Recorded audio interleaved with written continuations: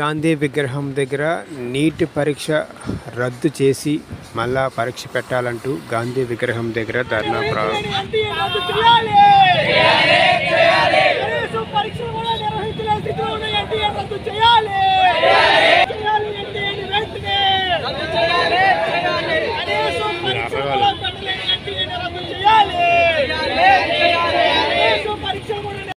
నా పేరు రాము, ఎస్ఎఫ్ఐ జిల్లా అధ్యక్షులు.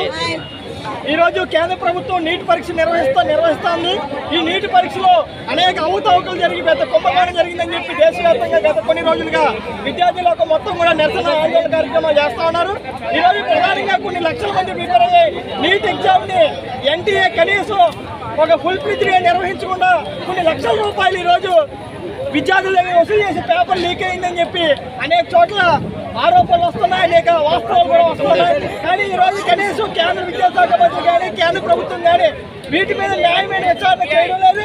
ఈరోజు ఇప్పటికే విద్యారంగం మొత్తం కూడా విద్యార్థులు ఏం చదవాలో కూడా తెలియని పరిస్థితిలో దేశవ్యాప్తంగా వస్తూ ఉంది. ఇలాంటి తరుణంలో దేశవ్యాప్తంగా విద్యార్థులు ఈ వైద్య విద్య కోసం సంవత్సరాల తరబడి ప్రిపేర్ అవుతున్నారు. కానీ ఇట్లాంటి ఎగ్జామ్ ని ఈరోజు కేంద్ర ప్రభుత్వం అసమర్థత వల్లే ఈ పేపర్ లీక్ అయిందని చెప్పి ఎస్ఎఫ్ఐగా మేము తీవ్రంగా విమర్శిస్తాను. కానీ పరీక్ష నిర్వహించిన ఎన్టీఏని రద్దు చేయాలని, అదేవిధంగా నీటిని మరొకసారి నిర్వహించాలని చెప్పి ఈ సందర్భంగా ప్రభుత్వాన్ని డిమాండ్ చేస్తాను. కేంద్ర విద్యాశాఖ మంత్రి తక్షణమే రాజీనామా. ఈరోజు నీట్ పరీక్ష ఏదైతే వైద్య విద్యకు సంబంధించిన ఎంట్రన్స్ పరీక్ష ఉందో, దేశంలో వైద్య విద్యను అభ్యసించి వైద్యులుగా రావాల్సిన ఏదైతే టెస్ట్ ఉందో దాంట్లో అవినీతి పాల్పడడం, అలాగే పేపర్ లీకేజీ వ్యవహారం అనేది దేశవ్యాప్తంగా సంచలనం సృష్టిస్తూ ఉంది. ఈ ఏదైతే నీట్ పరీక్ష ఉందో ఈ నీట్ పరీక్ష పేపర్ లీకేజీ పైన ఎప్పటికైనా సమగ్ర విచారణ జరిపి కారకులు బాధ్యుల పైన కఠినంగా శిక్షించాలని చెప్పి డిమాండ్ చేస్తూ ఉన్నాం.